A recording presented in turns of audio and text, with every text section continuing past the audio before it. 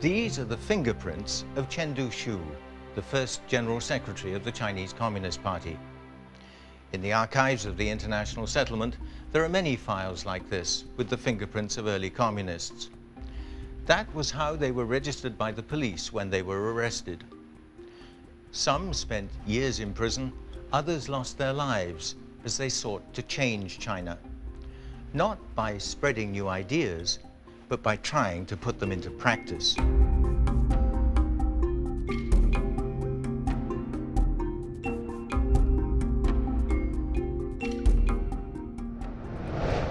The first foreign concession in Shanghai was established under the Treaty of Nanjing, signed by China and Britain in 1842. It was known as Unequal Treaty because the British imposed it on China by force at the end of the First Opium War. The concession had its own administration, tax authorities and police, all completely outside the Chinese government's jurisdiction. It set the pattern for Shanghai for the next 100 years, a foreign-ruled enclave existing in the heart of the Chinese city.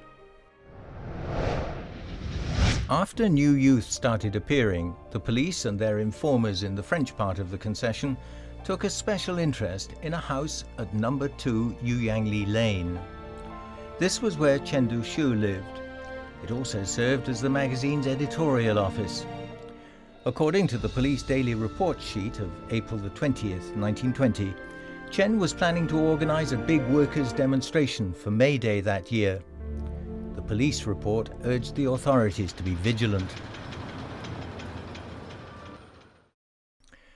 New Youth already had a reputation for propagating Marxist ideas, but Chen soon took matters a step further.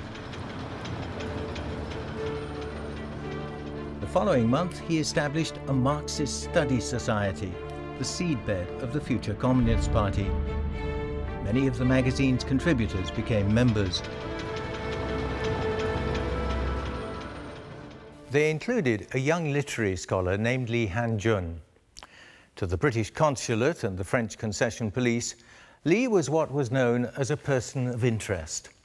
He was very close to Chen, he had links with Sun Yat-sen, and the police informers reported that he was often seen in the company of Japanese, Koreans and Russians, discussing whether and how it might be possible to build socialism in China, a topic of keen interest to the city's progressive intellectuals. One of those Russians had arrived in Shanghai a month earlier under the guise of being a news agency correspondent. His name was Grigory Naumovich Voitinsky. Voitinsky worked for the Far Eastern Bureau of the Soviet Comintern in Vladivostok. He'd been sent to China that April to make contact with Chen and his colleagues and help them develop a communist movement. The Bolshevik leaders in Moscow were internationalists. They believed that after the victory of the October Revolution, other countries would follow suit.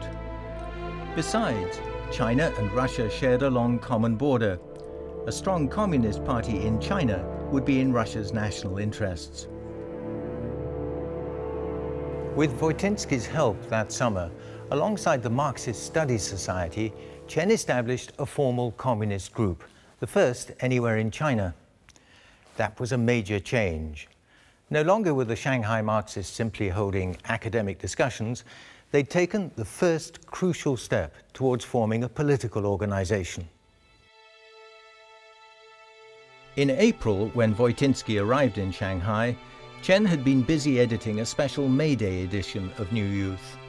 It was a double number, 400 pages long, and carried the full text of the so-called Karakhan Declaration, in which the Bolsheviks renounced Russia's extraterritorial rights in China and repudiated the unequal treaties. The declaration provoked great enthusiasm in China and fascination with the communist regime in Moscow which had proclaimed it. While the Western powers were clinging to their privileges, here were the Russians announcing that they were giving them up. Perhaps the Soviet way was the model for China to follow. It was during this time that Voitinsky and other Soviet envoys reached Shanghai, bringing what seemed to be answers to the questions that Chinese intellectuals had been grappling with. The time had come to establish a formally constituted Communist Party.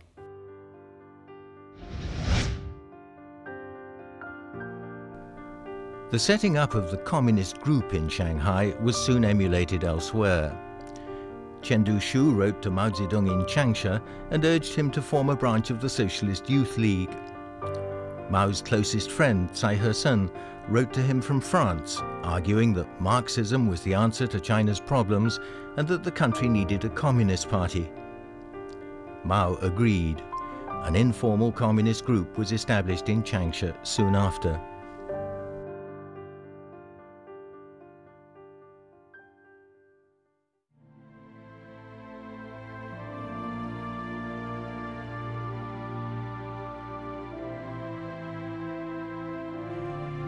In July 1921, delegates to the First National Congress of the Chinese Communist Party met in Shanghai and approved two key documents.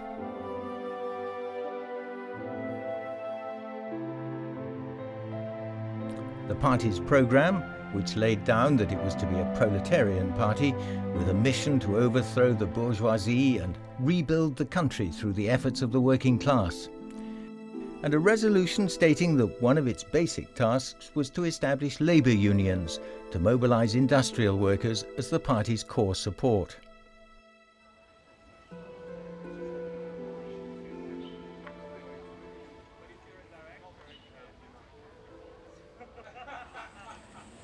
That first Congress is widely seen in China as marking the start of a new era.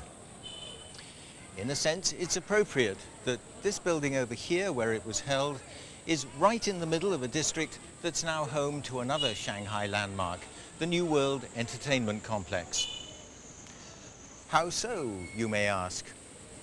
Well, if you think back, the dream of those young men who founded the Chinese Communist Party was to end poverty and backwardness and make China strong, allowing the Chinese people to live in dignity, to have happy, fulfilled lives, and yes, to enjoy themselves.